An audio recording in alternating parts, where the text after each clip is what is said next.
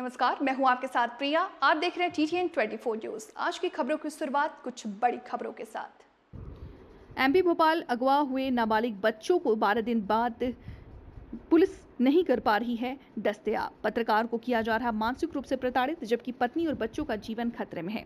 और अब अनब इब्राहिम पत्रकार की जान पर भी मंडरा रहा है खतरा। पुलिस की सुरक्षा में होने के बाद भी नाबालिग बच्चों एवं पत्नी का हुआ है अपहरण। सुनिए पीड़ित पत्रकार की जुबानी, उनकी कहानी। दोस्तों, मैं शहर के तमाम पिताओं से प्रार्थना करता हूँ कि मेरी बात को ध्यान से सुना जाए।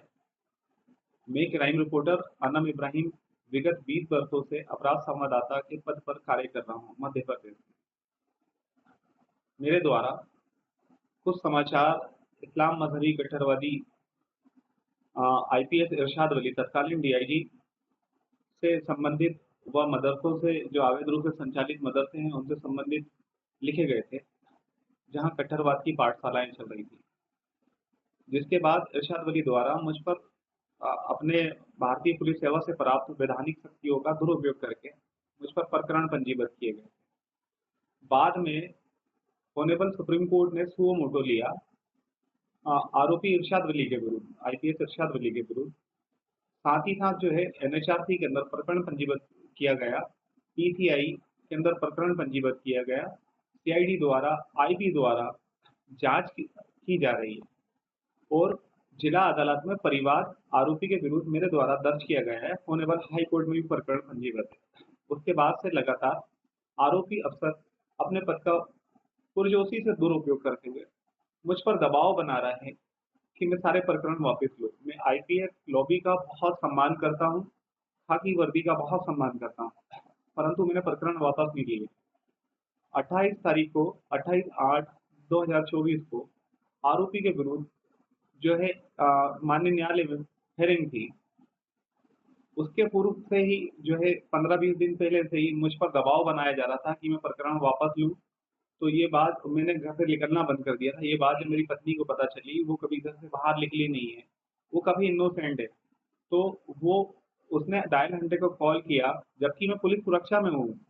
ऑनरेबल NHRC द्वारा, PCI द्वारा, प्रेस काउंसिल ऑफ इंडिया द्वारा मुझे सुरक्षा मुहैया कराई गई है, मेरे को व मेरे परिवार को, मेरे बच्चों को।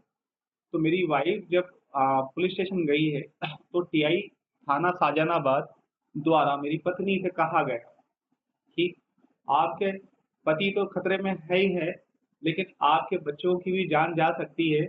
आपके पति को समझाओ कि इरशाद वली साहब के खिलाफ जो प्रकरण लगाए हैं वो वापस ले लें। मेरी पत्नी डरी सहमी सी घर आई। घर आने के बाद उसने मुझे बहुत कहा कि हम लोगों को इन विवाद में नहीं पड़ना है, आप जर्नलिज्म पत्रकारिता छोड़ दो और सारे केस वो जो अफसर है जिसके खिलाफ लगे हैं वो वापस ले लो। मैंने उसकी बात नहीं मानी और हम लोगों में जो है 24 घंटे गुजरे। मेरा घर परिवार पूरा भयभीत था और 20 तारीख को पुलिस सुरक्षा में गनमैन मेरा साथ में जो है मेरे बच्चों की सुरक्षा में लगा हुआ सिपाही जो है मौजूद होने के बाद मैं अपने न्यूज रूम में पीछे बैठा हुआ था।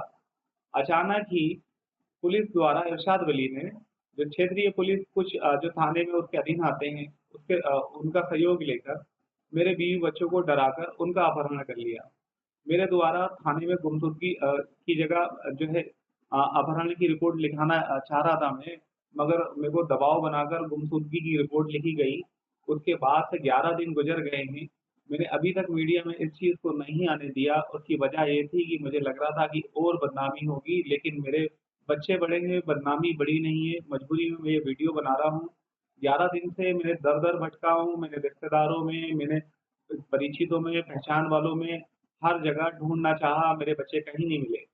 और पुलिस के आला अधिकारियों से बात करी, TI के पास गया, TI मुझे जो है एक वीडियो दिखाता है, जो बड़ा अचंभित था कि मेरी बीवी डरी सहमी सी है और पीछे पूरा व्हाइट कलर का वॉल आ रहा है और मेरी पत्नी को जो है डराया गया है और एक वीडियो बनाया गया है। TI बोलता देखो जिंदा है, अब तक जिंदा है।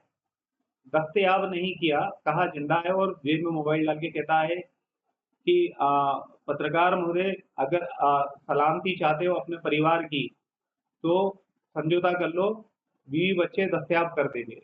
जबकि 20 साल से मैं खुद क्राइम की भीड़ देख रहा हूँ और मेरे जो मासूम बच्चे हैं बहुत छोटे हैं उन्होंने दुनिया नहीं देखी। हम लोग खुद जो है पुलिस की जो खबरें लिखते हैं, क्राइम की बीट में जो हमारे पास खबरें आती है, पुलिस प्रेस नोट बनाती है या हमारे माध्यम से लिखा जाता है कि सफला थाने को मिली सफलता, 10 घंटे में बच्चे को, नाबालिग बच्चे को किया दस्तयाब, एक दिन के अंदर जो है नाबालिग बच्ची को किया दस्तयाब। 11 दिन गुजर जाने के बाद भी जो है मेरे बच्चों की कोई खैर खबर नहीं है। वो पुलिस की कैद में है। टीआई जो है इरशाद वली के इशारे पर मेरे बच्चों को कैद करके रखा है, मेरी बीवी को कैद करके रखा है, उनके मोबाइल बंद है, उनका कहीं नामो निशान नहीं। मुझे दबाव बनाने के लिए इंतहा की हद पार की गई है कि मेरे दरवाजे पे जो मेरा बेटा है छोटा अबू हुरैरा, बहुत प्यारा है, मैंने अपनी फैमिली को जमाने से छुपा के रखा इसी भय से कि मैं निष्पक्ष भाव से, निडरता से जो है पत्रकारिता करता रहूंगा। परंतु मेरे बच्चों को ही जो सुरक्षा में लगे थे, जो रक्षक थे, उन्हीं के द्वारा उन्हें जो है बंधक बना के जो है अपहरण कर लिया गया। अब वो जिंदा है कि उनके साथ कोई हादसा हुआ है या उनको मारा जा रहा है, मेरी बीवी के साथ क्या हो रहा है, मुझे कुछ भी नहीं पता।